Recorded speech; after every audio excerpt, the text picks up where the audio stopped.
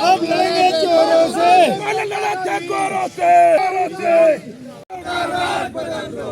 बदल दो ताज बदल दो, बेईमानों का राज बदल दो। अभी तो ये लड़ाई है, आगे और लड़ाई है, अभी तो ये लड़ाई है, आगे और लड़ाई है।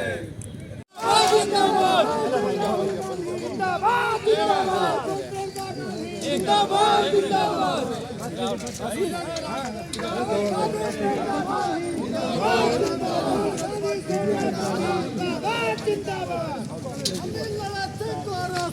हम लड़ेंगे चोरों से, अब लड़ेंगे चोरों।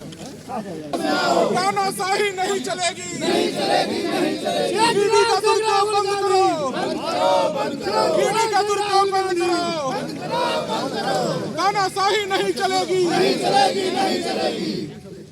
भारत माता जब बेड़ियों में जकड़ी थी तो जिन लोगों ने अपनी जवानी को माता के सेवा में लगा दिया, 10 वर्ष जेल में रहे, फांसी के फंदे को चूमा है कांग्रेस पार्टी के लोगों ने, आज उन्हीं पंडित नेहरू के परिवार को इसलिए प्रताड़ित करने का काम करते हैं ये कि जिससे ये रास्ते से हट जाएं।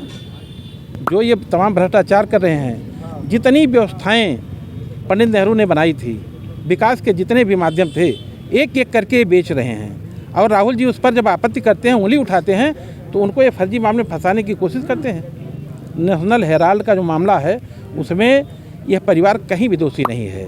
इन्होंने तो उन कर्मचारियों की मदद की है, उनको वेतन नहीं मिल रहा था तो कोर्ट में गए, कोर्ट ने संज्ञान में नहीं लिया। इसका मतलब ये है कि अगर कोर्ट संज्ञान नहीं ले रहा है, इसका मतलब ये गलत है। राहुल जी सही है, उनका परिवार सही है। अगर उनको घोटाला करना होता, आनंद भवन उनका परिवार दे दिया, उस परिवार की औरतों ने अपना जीवन इस राष्ट्र के लिए समर्पित कर दिया था आज़ादी की लड़ाई में, वो घोटाला करने जाएंगे? तो इस राष्ट्र के नायक हैं वो। उनकी ये सोच है कि दिल्ली से अगर 1 रुपया चलता है तो सबसे जो गरीब तबका है गांव का, जो छोटे वर्ग लोग हैं, उनके तक पहुँचे। ये सोच सबकी नहीं है। महात्मा गांधी जी की ही सोच थी, पंडित नेहरू जी की ही सोच थी, अंत्योदय यही शब्द था कि जो अंतिम पायदान पर बैठा हुआ व्यक्ति है उन तक विकास की सारी योजनाएं पहुँचें। जब इस बात को सदन में उठाते हैं, तमाम जो हमारे अच्छे जो माध्यम थे विकास के लिए देश के, एक एक करके उसको बेच रहे हैं, चाहे भेल हो, चाहे पेट्रोलियम हो, चाहे वो रेल हो, चाहे हमारा सैन्य विभाग हो, सबका सब ये बेच रहे हैं एक एक करके। हवाई अड्डों के बेच लिया। इस बात को जब सदन में उठाते हैं तो इनके पास तो कोई चारा रहता नहीं है। ये ईडी के माध्यम से, सीबीआई के माध्यम से और जितनी जांच एजेंसियां हैं इनके पास, उनके माध्यम से घेरने का प्रयास करते हैं जिससे राहुल गांधी जी की आवाज़ बंद हो जाए। राहुल जी का केवल एक कहना है, एक बात का कहना है कि जो इस राष्ट्र के नागरिक हैं, किसी का वोट न छूटने पावे। क्या गलत कह रहे हैं वो? जो इस राष्ट्र का नागरिक है उसका वोट अगर छूट जाएगा तो किस प्रकार का प्रजातंत्र होगा, कौन सा प्रजातंत्र होगा, कैसे वोटिंग होगी? उनका ये कहना है कि एक थोड़ा सा टाइम और दीजिए, लोगों को अवसर दीजिए। पूरी जनता पढ़ी लिखी नहीं है, लिटरेसी इतनी पूरे देश में नहीं है कि हर व्यक्ति उसको लेकर के भर करके 1 हफ्ते के अंदर जमा कर देगा। थोड़ा टाइम चाहिए और आप प्रयास करिए।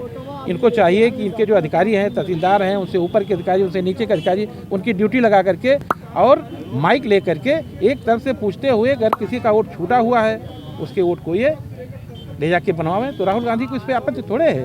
उनका ये कहना है कि हर व्यक्ति का वोट बन जाए, क्योंकि हर गरीब व्यक्ति का अगर वोट नहीं बनेगा तो प्रजातंत्र के साथ बहुत बड़ा मजाक होगा। आज राहुल जी को, उनके परिवार को बार बार ईडी सीबीआई से परेशान करने की कोशिश करते हैं। अभी ये गए कोर्ट ने इनको संज्ञान में नहीं लिया।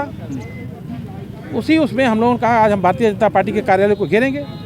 मनरेगा चल रहा था ना, मनरेगा, महात्मा गांधी जी हमारे राष्ट्र के नायक हैं। गांधी जी जब निकलते थे तो देखते थे महिलाएं अधनंग टहल रही हैं, गरीब महिलाएं अधनंग टहल रही हैं। उन्होंने कपड़ा पहनना छोड़ दिया था, एक धोती पे पूरी ज़िंदगी काट लिए। इसीलिए मनरेगा की व्यवस्था कांग्रेस पार्टी ने लागू की कि जो हमारा गरीब तबका है उसको काम मिलेगा, काम के बदले उसको पैसा मिलेगा, अनाज मिलेगा, जिससे उसका जीवन यापन होगा। उसको भी ये ख़त्म कर रहे हैं। पहले नाम बदल रहे हैं, उसमें जो परसेंटेज है प्रदेश का उसको कम कर दे रहे हैं। मतलब धीरे धीरे उसको इतना लचर करके ख़त्म कर देना चाहते हैं कि जो हमारा गरीब तबका है उससे वो वंचित हो जाए।